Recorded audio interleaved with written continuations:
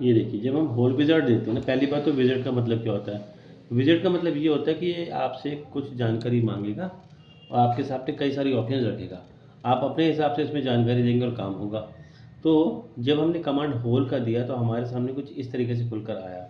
आप देखिए, यहाँ पे हमारे पास कई तरह के होल होते हैं, पहले इन्हें समझ लें। एक तो होता है सिंपल होल। सिंपल होल ये होता है जिसमें सिंपल डायमीटर होता है और डेप्थ होती है। ठीक, दूसरा जो होल होता है उसे हम कहते हैं टेपर होल। टेपर होल में ऊपर का डायमीटर अलग होता है और नीचे का डायमीटर अलग होता है, जैसे आप इसमें प्रीव्यू में देख ही रहे हो। तीसरा जो होल होता है उसे हम कहते हैं काउंटर बोर। काउंटर बोर में ऊपर वाले कुछ हिस्से को डायमीटर ज़्यादा होता है और नीचे वाले का अलग होता है। जैसे आप इसमें देख रहे हैं कि यहाँ पर हमारा 40 का डायमीटर दिया 20 की डेप्थ तक, और उसके बाद फिर आप देखेंगे तो आगे का जो 80 है उसमें उसकी डेप्थ जो है डायमीटर है वो 20 का है।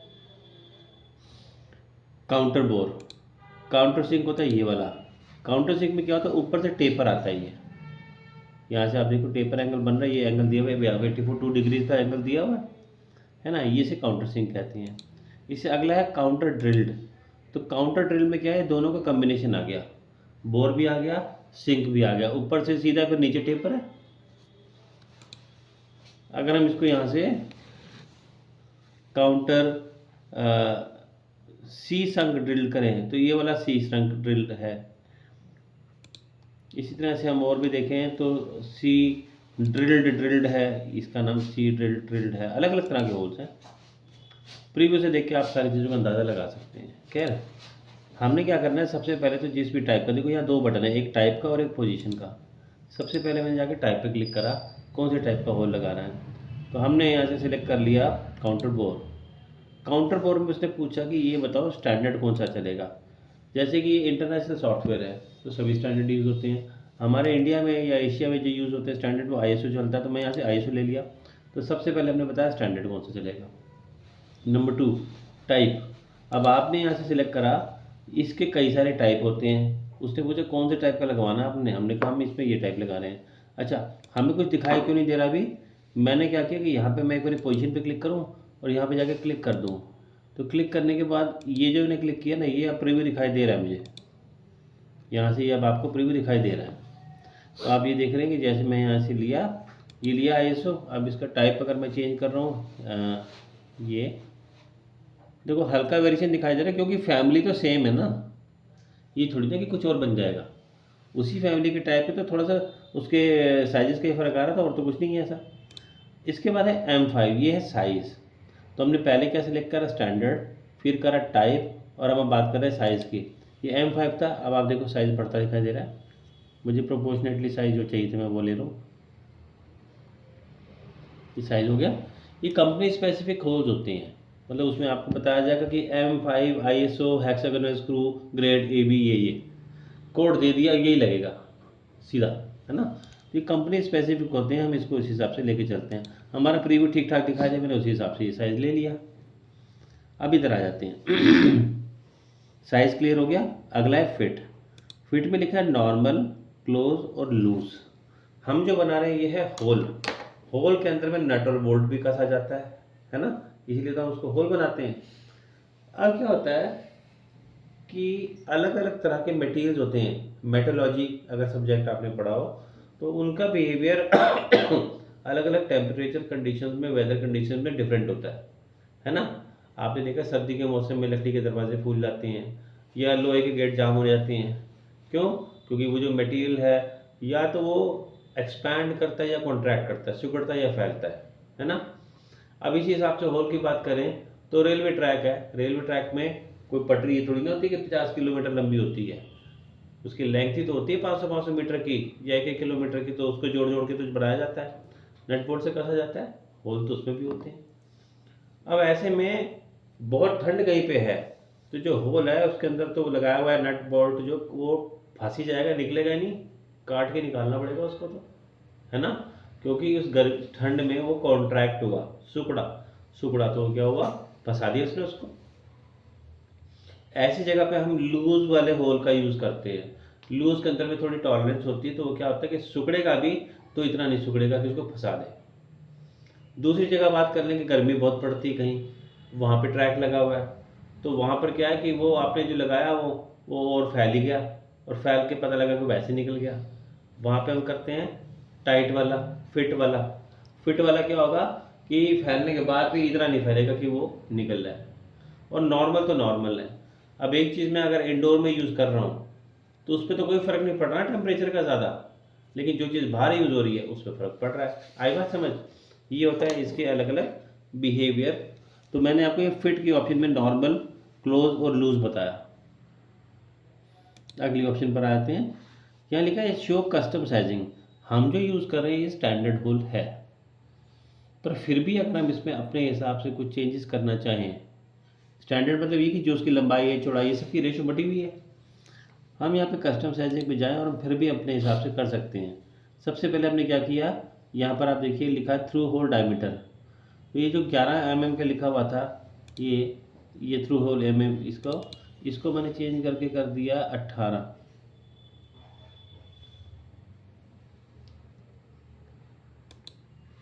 नीचे का बढ़ गया है ना, और इसको मैंने कम कर दिया तो ये 8 हो गया।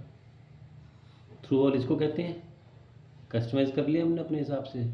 और क्या बदल सकते हो आप, ये बदल सकते हो। ये क्या है, counter board diameter. Counter board diameter पे सॉरी, ये काउंटर पर ऊपर वाला, जो ऊपर वाला ढक्कन कैप है इसका, वो काउंटर बोर्ड हो गया। नीचे क्या है, ये है काउंटर बोर्ड डेप्थ, ये इसकी डेप्थ है। तो हमने इसमें भी चेंजेस कर लिए, कर सकते हैं अपने हिसाब से। नीचे लिखा है रिस्टोर डिफ़ॉल्ट वैल्यू, जो आपको लगा नहीं गड़बड़ हो गया, पहले जैसा डिफ़ॉल्ट वैल्यूज़।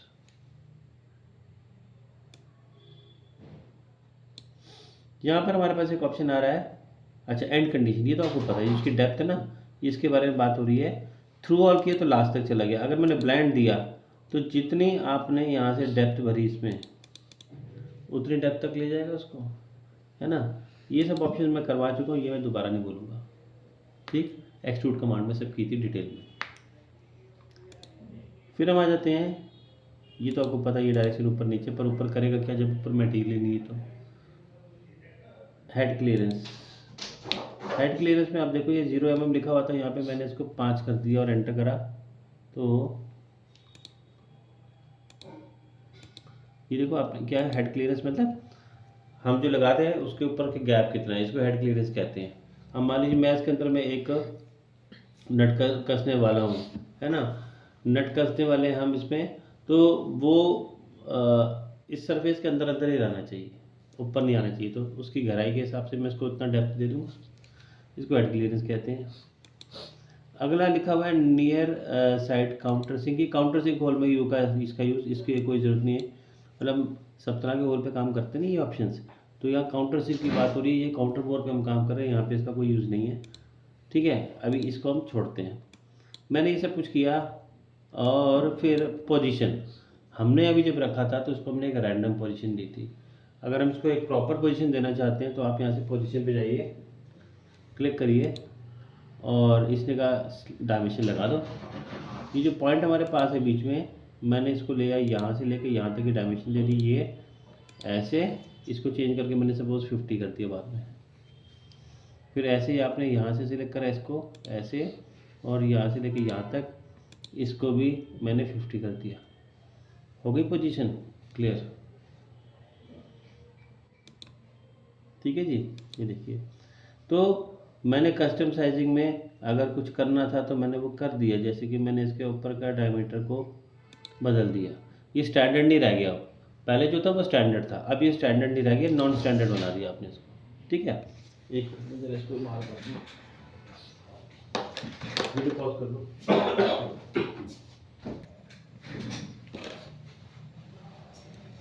ये हमने इसमें बना दिया, ठीक है जी।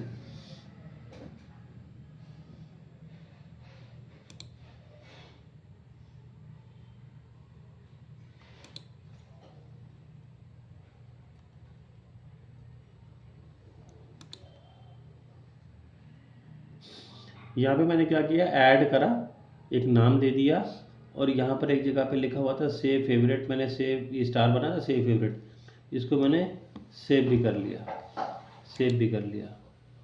किस नाम से, मैंने इस नाम से इसको सेव कर लिया ये।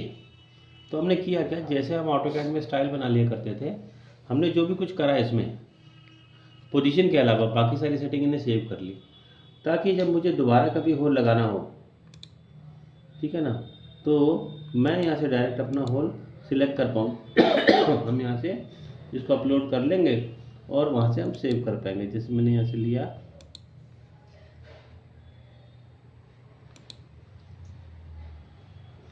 अब की बार देखो मैंने ये ले लिया।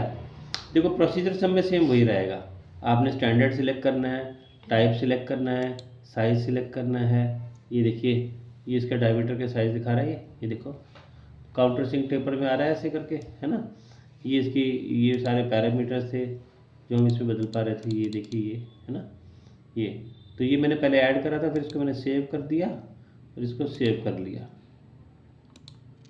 इसको हमने सेव कर दिया, ठीक है। फिर हमने कोई दूसरे टाइप का इसमें सिलेक्ट कर लिया। तो यहाँ क्या होता है कि ये हमारी जो लिस्ट है, हमने इसको लेके यहाँ से कर दिया, दोबारा से हमने होल दिया,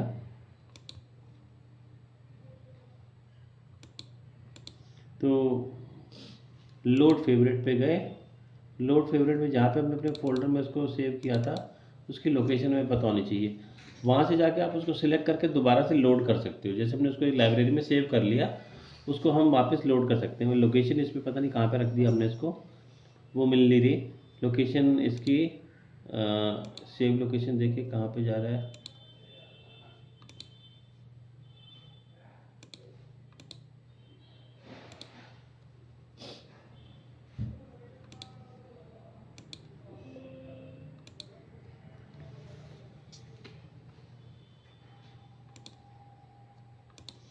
ये देखिए मैंने ये जो लगाया, ये ड्रिल होल था, बहुत बारीक होल जो है, इसको हम ड्रिल होल कहते हैं।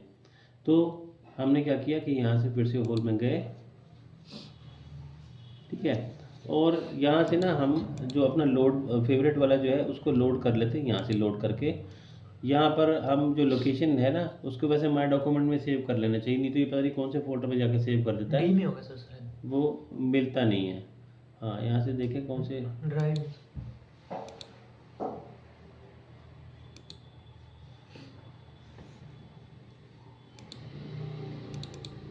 अलग ड्राइव में मिलेगा सर।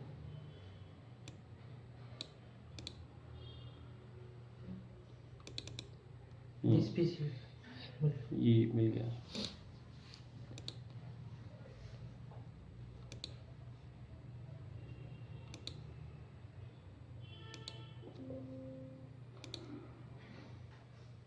लोड फेवरेट,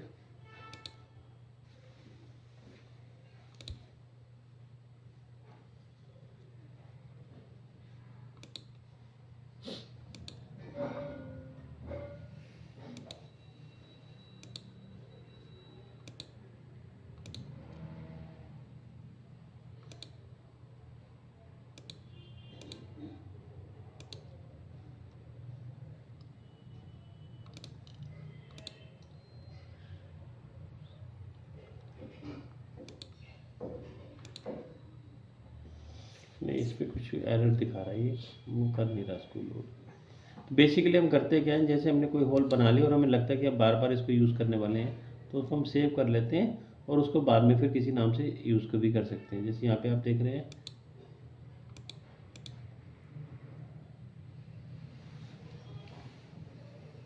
तो पहले ना इस पर ये बात का ध्यान रखना है आपको कि पहले तो इस पर क्लिक करना होगा आपको हमेशा ना, बनाने से पहले ऐड पे जाके क्लिक करेंगे। यहाँ से नाम मांगेगा आपसे, वहाँ पे नाम आप दोगे, उसके बाद चेंजेस करेंगे। ये नहीं कि चेंजेस करने के बाद है। ये मैंने बना दिया इसको, इसको मैंने ओके कर दिया, तो यहाँ पे 111 दिखाई देने लगा। फिर यहाँ पे मैंने कोई दूसरा टाइप का होल ले लिया, ये ले लिया मैंने कोई होल, ये ले लिया मैंने होल यहाँ पे, ठीक है ये, और इसको लेके हमने ओके कर दिया।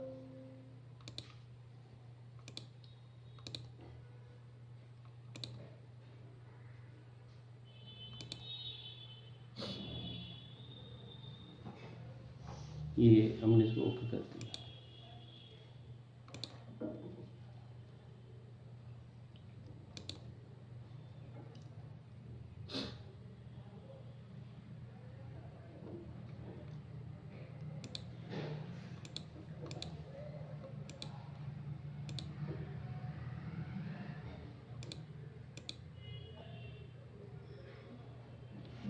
चलिए एनीवेज, तो आपने देखा काउंटर से किया था, ये हमारे पास इसमें होल का ऑप्शन था।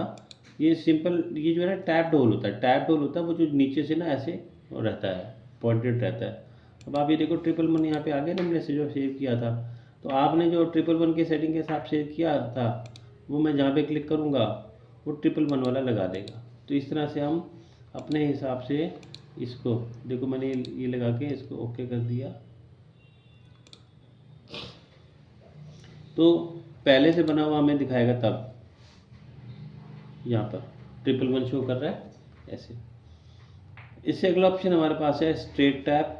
ये स्ट्रेट टैप होल होता है, इसमें जो समझने वाला है, बाकी देखो ये तो सब सेम है जो मैंने आपको बताया, इसमें समझने वाली जो ऑप्शन है ना वो ये है, ये वाले, इसे हम कहते हैं टेपर टैप। ये ऊपर से टेपर और नीचे टैपिंग की हुई है, ये फ़र्क है इसमें, टेपर टैप। तो इसके लिए भी आपको पोजीशन पे जाके क्लिक करना पड़ेगा, एक पोजीशन आप दोगे तब ये लगेगा टेपर टैप, टेपर में जा रहा है ऊपर से नीचे तक। अगर मैं इसका सामने से आपको व्यू दिखाऊं तो ये बात क्लियर ज़्यादा पता लगेगी, ऐसे नहीं पता चलता। यहाँ से मैंने इसके विजुअल स्टाइल को भी बदल दिया, यहाँ से साफ पता लग रहा है, ऊपर से भी टेपर फिर नीचे से टैपिंग, ऐसे टेपर जा रहा है ना, डायमीटर ऊपर का नीचे का अलग है। तो आपने यहाँ से लिया था टेपर टैप, ये स्ट्रेट टैप होल ऐसे है, ये देखो स्ट्रेट जो है ना बिल्कुल, बारीक होल्स जो होते हैं ये वाले हैं, ये देखिए यहाँ पे दिखा रहा है आपको। अगर हम यहाँ पे लेगेसी होल ले लें तो लेगेसी होल मैंने आपको ये बताया, ये सब इसमें हम सारी चीज़ें बदल सकते हैं। जब हमने पहले कस्टमाइज़ किया था तो कुछ ऑप्शंस थी उसमें जो आप बदल सकते थे। लेगेसी होल को हम यूज़र डिफाइंड होल भी कह सकते हैं, जिसमें आप सब कुछ अपने हिसाब से लगा सकते हैं। ये लेगेसी होल, ये वाला लेगेसी होल है, जो चाहे इसमें आप अपने हिसाब से बनाओ और उसको आप लगा लो। मैंने सिंपल होल लिया था, हमने सी और काउंटर संग लिया, जो भी आप लेंगे वही चीज़ मैं यहाँ पे लगा के देगा। ये देखिए,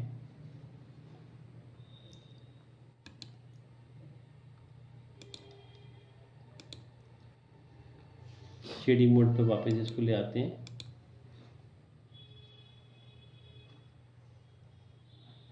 फिर से हमने यहाँ पे ऑप्शन होल के लिए, ठीक है। तो इस तरीके से आप इसमें होल्स के अलग अलग टाइप होते हैं और पोजीशन होती है, इनको हम होल्स को मार्क कर सकते हैं। तो जहाँ भी टाइम में आपको होल दिया होगा आप वहाँ पे इसको ही यूज़ करोगे, बिकॉज टेक्निकली इसको होल का अंडरस्टैंड करेगा, और आगे जब हम ड्राफ्टिंग करेंगे तभी इस चीज़ का फ़ायदा होगा। वहाँ पे आप देखेंगे कि हम जब इसको सिलेक्ट करेंगे तो अपने आप उसकी सारी की सारी स्पेसिफिकेशन उठा लेगा, हमें कुछ बताने की ज़रूरत नहीं पड़ेगी, वो अपने आप समझ जाएगा और अपने आप सारा उसकी डिटेल लिख भी देगा इसमें। होल से नेक्स्ट मैं आपको बताऊंगा आज इसमें कर्व्स के बारे में। सबसे पहले मैं बताऊंगा आपको हेलिक्स एंड स्पाइरल के बारे में। हमें जब भी अपनी ड्राइंग में स्प्रिंग बनाना हो या फिर बनाना हो थ्रेड्स, तो हम हेलिक्स एंड स्पाइरल का यूज़ करते हैं, ठीक है। मैंने क्या किया, इसके लिए आपके पास एक सर्कल का होना ज़रूरी है। मैंने इसके वाले फेस पे स्केच किया, एक सर्कल बना दिया। सर्कल का रेडियस हम दे रहे हैं, मैंने 15 का रेडियस दे दिया और एंटर कर दिया, बन गया 15R। ये इसकी रिक्वायरमेंट है, इसकी एक कंडीशन है। सिलेक्टेड है सर्कल, मैंने इसके बाद यहाँ से जाके दे दिया हेलिक्स एंड स्पाइरल। जैसे आपने देखा तो हमें कुछ ऐसा दिखाई देने लगा स्प्रिंग के जैसा। यहाँ से मैंने नंबर ऑफ रेवोल्यूशंस को बढ़ाना शुरू किया। अब पता लग रहा है, 3 चीज़ें होती हैं, एक होता है पिच, पिच इन दोनों के बीच का गैप स्पेसिंग होती है। फिलहाल पिच हमारी थी 30 की, मैंने इसको कम करके 20 कर दिया, 10 कर दिया। दूसरा होता है नंबर ऑफ रेवोल्यूशंस, आपने कितने राउंड घुमाने हैं इसको, अभी 5.25 और 6 हो गया। और तीसरा होता है इसकी हाइट। तो 2 आप बताते हो, अगर आपने ये बता दिया कि 10 की पिच है, 6 रेवोल्यूशन, तो 60 होगी ना हाइट अपने आप। तीसरा हमें बताने की ज़रूरत नहीं है। तो मैंने यहाँ पे पिच एंड रेवोल्यूशन का ऑप्शन लिया था, उसने आपसे पिच लिया, रेवोल्यूशन मैंने बता दिया। रिवर्स डायरेक्शन करेंगे तो अंदर की तरफ जाएगा, नहीं तो ऊपर की तरफ जाएगा। आपको क्लॉकवाइज चलाना है, इसको एंटी क्लॉकवाइज चलाना है, वो हम डिसाइड कर सकते हैं यहाँ से। यह एक ऑप्शन टेपर हेलिक्स का भी है। टेपर हेलिक्स में क्या होगा कि आपने जो एंगल दिया उस एंगल के साथ में टेपर आ जाएगा इसमें। देखो मैंने अगर इसको इनवर्ट अंदर की तरफ करा तो टेपर अंदर होता दिखाई दे रहा है, देखो आप आगे से कम होता जा रहा है, ये देखिए। और अगर आउटवर्ड करेंगे तो बाहर की तरफ जा रहा है टेपर। ठीक, मैंने राउंड नंबर ऑफ रेवोल्यूशन को बढ़ा दिया। अभी ज़्यादा समझ आ रहा है? नहीं चाहिए टेपर में तो टेपर हेलिक्स हटा ही दो। ठीक है जी, ओके। आपने पहला मेथड लिया था पिच एंड रेवोल्यूशन का, अब मैं दूसरे पे आ गया हाइट एंड पिच। अब आप कह रहे हो हम हाइट बताएंगे और पिच बताएंगे, तो क्या चीज़ खुद कैलकुलेट होगी? रेवोल्यूशन। ये जो आप देख रहे हो इसको हम फ्लैग कहते हैं। इस फ्लैग में आप देखो कुछ ऑप्शन के पीछे बैकग्राउंड ग्रे है और कुछ के पीछे ब्लैक वाइट है। जिनके पीछे ग्रे बैकग्राउंड है इन्हें आप चेंज नहीं कर सकते, एडिटेबल नहीं है। जिनके पीछे वाइट बैकग्राउंड है उसको हम चेंज कर सकते हैं, एडिटेबल है। ये सेम वही जो यहाँ दिखाई दे रहा है वो वहाँ पर भी दिखाई दे रहा है। अब आपने बोला था हम हाइट और पिच बताएंगे, तो आपने बता दी हाइट हमें रखनी है 100 की, तो 100 की अगर हाइट रख रहे हो तो, और आपने पिच का 10 की, तो अपने आप 10 रेवोल्यूशन आ गए ना उसमें, सिंपल। तो यहाँ पर आपने दो चीज़ें बताई, तीसरी वो खुद कैलकुलेट करना है। मैंने 20 लिया तो 5 आ गए नंबर ऑफ रेवोल्यूशंस। ठीक है जी। यहाँ पे सेटिंग आपने इसकी 10 की रखी हुई, तो हर बार स्पिनर पर क्लिक करने की 10 की इंक्रीमेंट लेता है। अगर आप इसको बदलना चाहो तो मैं आपको सेटिंग समझा चुका हूँ उसके बारे में। तीसरी ऑप्शन पर आते हैं जिसका नाम है हाइट एंड पिच। अब आप हाइट और पिच बता रहे हो तो रेवोल्यूशन खुद काउंट होगा, है ना। अगर आप हाइट एंड रेवोल्यूशन बता रहे हो तो पिच खुद काउंट होएगी। लास्ट ऑप्शन स्पायरल का है। स्पायरल में फ्लैट हो जाता है, हाइट खत्म हो जाती है, जैसे कछुआ छाप अगरबत्ती होती है वैसा कुछ बनकर आ गई है। अब इसमें सिर्फ पिच है और रेवोल्यूशंस है, बस दैट्स इट। हाइट तो है ही नहीं, इसमें हाइट इन्वॉल्व नहीं है।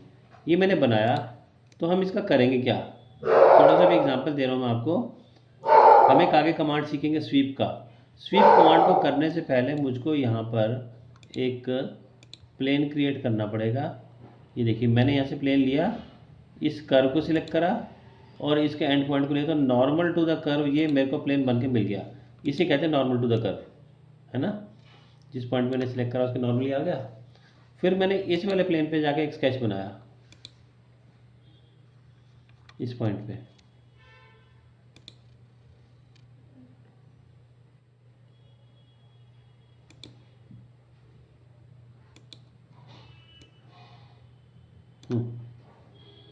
ये बना दिया मैंने। समझ आ गई इतनी बात? प्लेन हमने बनाना सीखा हुआ है, स्केच भी हमने बना लिया। इस पॉइंट के ऊपर टच करना चाहिए, देखिए उसका सेंटर के साथ मैच करना चाहिए, ये बात का ध्यान रहे। मैंने अभी आपको वो कमांड नहीं करवाया, कौन सा? अच्छा, मैंने इसको जो इसको सप्रेस कर रहा हूँ, तो वो भी सारा चला गया, उसके ऊपर ही डिपेंडेंट था ना, अनसप्रेस कर देते हैं।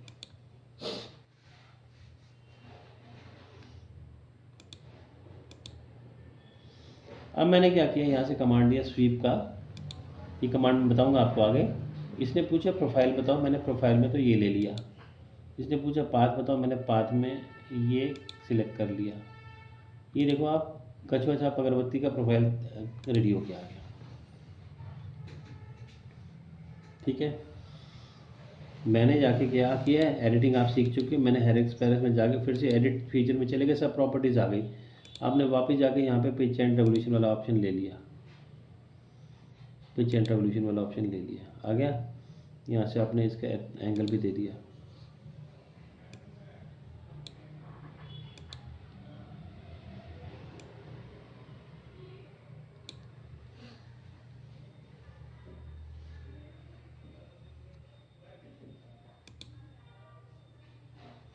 एरर आ गया इसमें, कहीं वो आपस में इंटरफेयर कर रहे हैं, कुछ कन्फ्लिक्ट हो रहा है तो एरर आ रहा है। मैंने जाके पैरामीटर्स को और थोड़ा सा ठीक किया, नंबर ऑफ रेवोल्यूशन तो ये थे, मैंने पिच को बढ़ा दिया और अब ओके करा। अच्छा, वो नॉर्मल प्लेन उसके साथ में ना चेंज हो गया, वो वाला हमारा तुमने नॉर्मल प्लेन क्रिएट किया था नीचे वाले के हिसाब से, वो तो हमने चेंज कर दिया ना टेपर करने के बाद, इसलिए ये चीज़ आ रही है। मैं अगर इसको विदाउट टेपर लेके करता हूँ तो हो रहा है, विदाउट टेपर करके हम कर रहे हैं वो तो फिर तो हो रहा ही। एनीवेज, आप अभी इसमें मत जाओ कि मैंने कैसे स्वीप कमांड का यूज़ किया। मैंने जस्ट आपको एक आइडिया दिया था कि हम इसी तरह से स्प्रिंग बनाते हैं, वो प्रॉपर मैं आपको जब स्वीप कमांड करेंगे तो बताऊंगा उसके बारे में। फिलहाल आपने तो अभी कमांड सीखना है हेलिक्स के बारे में, ठीक है। मैं स्वीप को डिलीट ही कर देता हूँ। स्वीप हमारा, क्योंकि ये सारे कमांड पैरामीटर से चलने वाले हैं, ऐसे वाले नहीं हैं। इतनी बात समझ आ गई जितना हमने किया। हेलिक्स एंड स्पाइरल समझ आ गया। Pitch revolution, height and pitch and spiral. अभी जो हम कर रहे थे इसे हम कहते हैं कांस्टेंट पिच। कांस्टेंट पिच का मतलब क्या था, इन सबके बीच में जो स्पेसिंग थी दैट वाज इक्वल। पर ऐसा भी तो हो सकता है कि स्पेसिंग इनके बीच की अनइक्वल हो, उसको हम वेरिएबल पिच कहते हैं। वेरिएबल पिच पे आ गए। टेबल दिखाई दे रहा है, हमने जैसे टेबल टेबल पैटर्न सीखा था पहले, वैसा सा टेबल आ गया हमारे पास। जिनके पीछे बैकग्राउंड ग्रे कलर में वो चेंज नहीं हो सकते, जिनके पीछे वाइट है वो चेंज हो सकते हैं। हमने ये बोला कि हमें अपनी पिच को 10 से, मैंने एक तो क्या किया, डायमीटर, नीचे का डायमीटर हमारा 30 का था, मैंने ऊपर का डायमीटर 50 का कर दिया। पिछली बार हमने एंगल दिया था टेपर का, अब हम डायमीटर दे रहे हैं। दोनों चीज़ों में फ़र्क है ना। अगर हमें ऊपर का डायमीटर दिया तो एंगल कैसे निकालेंगे हम, तो यहाँ पर हमने ये दिया, मैंने इसको 50 कर दिया। आपने बोला कि पिच में हम चलेंगे, हम 5वें राउंड तक, देखो मैंने यहाँ पे क्या किया, 5 कर दिया इसको चेंज करके। मैंने बोला 5 तक तो ये 10 की पिच ही रहेगी, 10 की पिच की रहेगी। और उसके बाद में हमने क्या किया,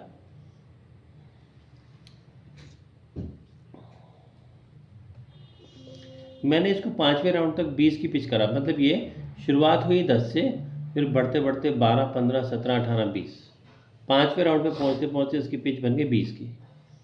ये देखो, और मैंने इसकी इस ऊपर से ये डायमीटर भी बढ़ा दिया ताकि आपको समझने में आसानी हो जाए। ये देखिए, ये 50 का डायमीटर मैंने कर दिया, 100 कर दिया मैंने सपोज। अब समझ आ रहा है, एकदम थोड़ी ना कि अगले पे 20 हो जाएगा, वो धीरे धीरे होगा ना। अब मैंने सोचा कि हमें ये वाली पिच जो है 20 से इसको करना है 10, 10वें राउंड तक मेरे को 20 से इसको वापस 10 करना है। तो आपने देखा ये वापस 20 से 10 हो गई। फिर मैंने आगे क्या किया, आगे मैंने इसको भी 10 ही कर दिया, और मैंने बोला कि 15 राउंड तक, 15 रेवोल्यूशन तक अभी कांस्टेंट मेंटेन कर ले इसको। कांस्टेंट मेंटेन हो गया, देख रहे हो। हम यहाँ से डिसाइड कर रहे हैं जो कुछ, वैसे उसके हिसाब से बनकर आ रहा है। इसको मैंने लेके ओके करा, बन गया। पहले 10 से 20 बना 5वें राउंड तक, 5 से 10 तक जाके फिर से वो 20 से 10 हो गया। फिर उसके ऊपर मैं कांस्टेंट 10 लगा दिया, आपने क्रिएट कर लिया। ये जो मैंने कर्व बनाया इसको हम आगे पाथ की तरह या दूसरे काम के लिए यूज़ कर पाएंगे मॉडलिंग में, इम्पॉर्टेंट है ये। ठीक है जी, हेलिक्स स्पाइरल समझ आ गया आपको। अब इसको मैं हेलिक्स स्पाइरल को चाहे मैं सप्रेस कर दूं, मेरे को भी इसकी ज़रूरत नहीं थी तो मैंने इसको सप्रेस कर दिया। पहले जब मैंने सप्रेस किया था एक्सट्रूड बनकर तो क्या हुआ था, एक्चुअली वो था पेरेंट फीचर। जब आप पेरेंट फीचर को हटाओगे तो उस पर डिपेंडेंट फीचर भी जाएंगे सारे।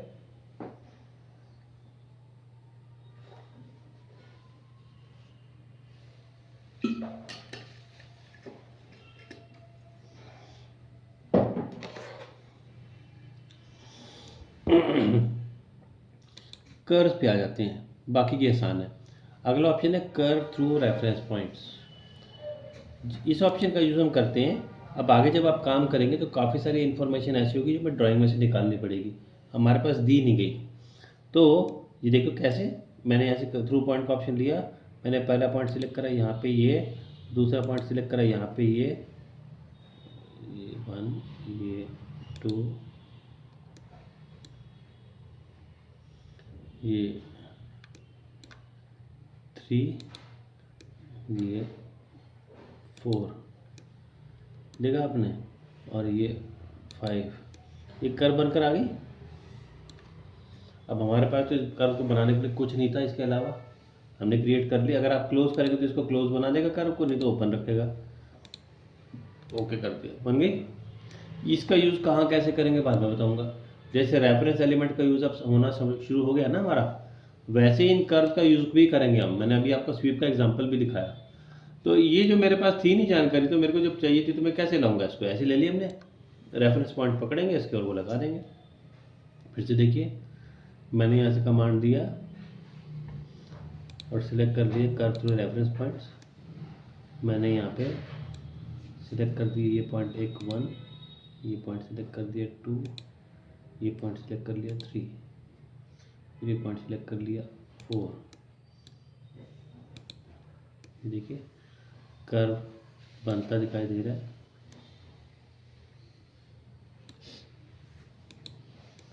ये देखो ये शेप आ गई। ये शेप मुझे किसी भी काम के लिए हो सकती थी रिक्वायर्ड। मैं क्लोज करके ओके करूँगा तो it will be a close कर। अब देखो तो कहाँ से बनाऊँगा ये कर्व, लेकिन कितनी ये रेलिवेंट है यूज़ बाद में समझेंगे। अगला ऑप्शन हमारे पास है इसमें, जिसका नाम है कर्व थ्रू XYZ पॉइंट। अब क्या है, आपकी बार हमारे पास कोऑर्डिनेट्स हैं, तो हम हर एक पॉइंट के हिसाब से, मैंने फर्स्ट लिया 0 0 से मेरी कर्व शुरू हुई, सेकंड पॉइंट पे आपने बता दिया कि x की वैल्यू हम रखेंगे इतनी, y की मैं वैल्यू रख रहा हूँ इतनी, z की मैं वैल्यू रख रहा हूँ इतनी। तो हमने जो भी वैल्यू दे दी उसके हिसाब से कर्व बननी शुरू हो गई।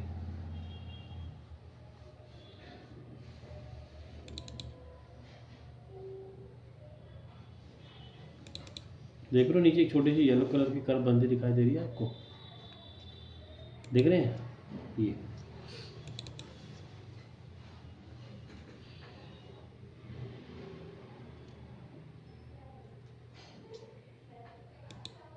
देख रहे हो ये। इस कर्व को मैं सेव कर सकता हूँ। यहाँ पे भी देखो टेबल के जैसे ऑप्शन है, सेव है, ब्राउज है, इंसर्ट है, कर सकता हूँ इस कर्व को। इस कर्व को हम क्या करेंगे सेव करके, फॉर एग्जांपल हम आगे ड्राइंग बनाएंगे और उस ड्राइंग में हमने एक ये चार्जर ही बनाया। अब ये कर्व ये शेप ही है हमारे, इसके अंदर यही शेप है। मैंने इसके सारे कोऑर्डिनेट्स लेके शेप बना दी ना, और मुझे हर बार ऐसे ही चाहिए तो सेव कर दिया तभी तो बनेगी ये, ठीक है।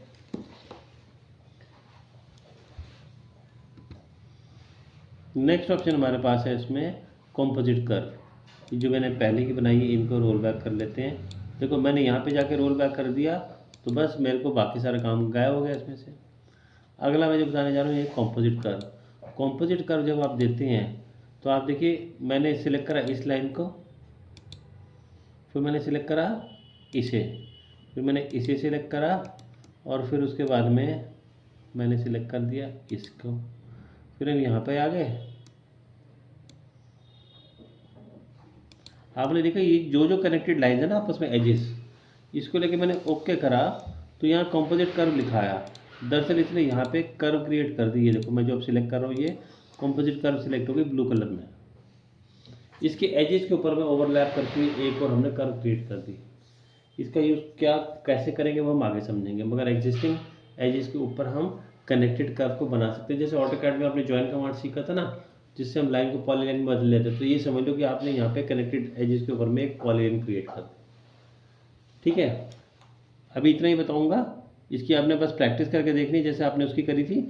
यूज़ में आगे बताऊँगा आपको, इसका खूब यूज़ होगा आगे की जब हम कंपोनेंट लेवल की ड्राइंग्स को बनाएंगे तो वहाँ पे इसकी ज़रूरत पड़ेगी। तो आज हमने इसमें helix and spiral, curve through reference points, curve through XYZ point और कंपोजिट कर्व करा, साथ मैंने आपको होल का टॉपिक कराया। इसकी प्रैक्टिस करके देखो, नेक्स्ट क्लास में फिर आगे कुछ और नया करेंगे, ठीक है।